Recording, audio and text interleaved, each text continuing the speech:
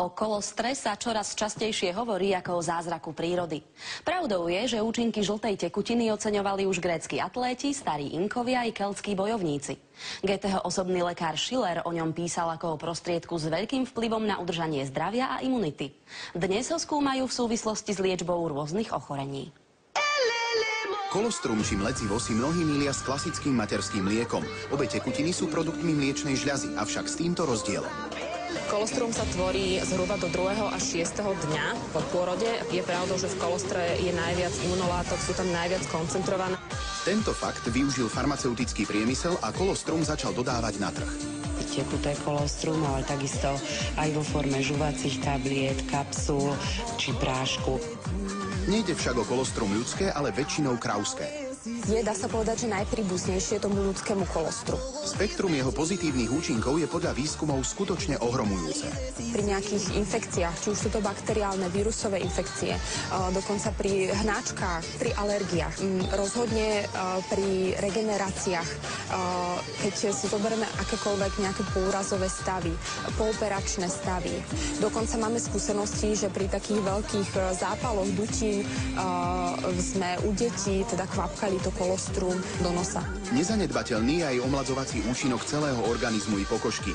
Má ho na svedomí enzym telomeráza spolu s rastovými faktormi.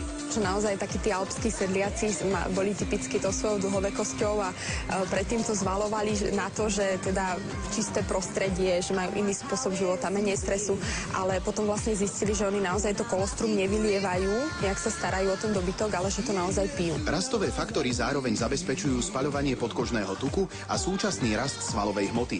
Preto produkt radi užívajú športovci i obézni jedinci na redukciu hmotnosti. Podľa čoho si ale kolostrum vybrať?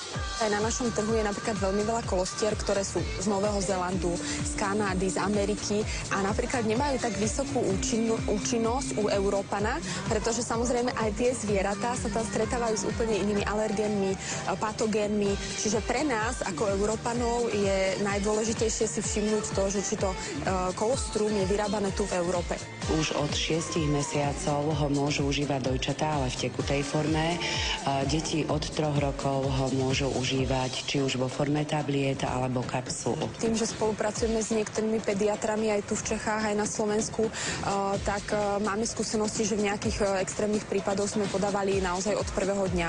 Čiže naozaj tým, že to neobsahuje žiadnu chémiu, tak naozaj aj tým malým detičkám to môžete podávať.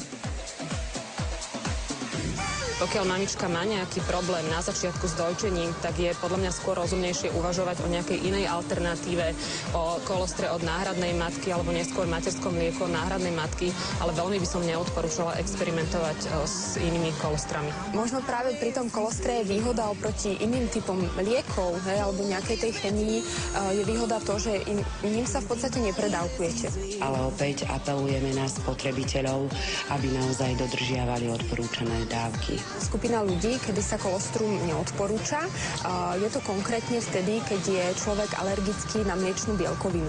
Ďalšia skupina ľudí je skupina ľudí, ktorí majú transplantovaný nejaký orgán. Neboli publikované žiadne vedecké štúdie, ktoré by zaznačili, že napríklad nadmerné užívanie kolostra alebo celkovo užívanie kolostra môže spôsobiť zástavu protilátok v ľudskom organizme. Taktiež zatiaľ nebolo vedecky dokázané, že by užívanie kolostra spôsobovalo u užívateľov závislosť.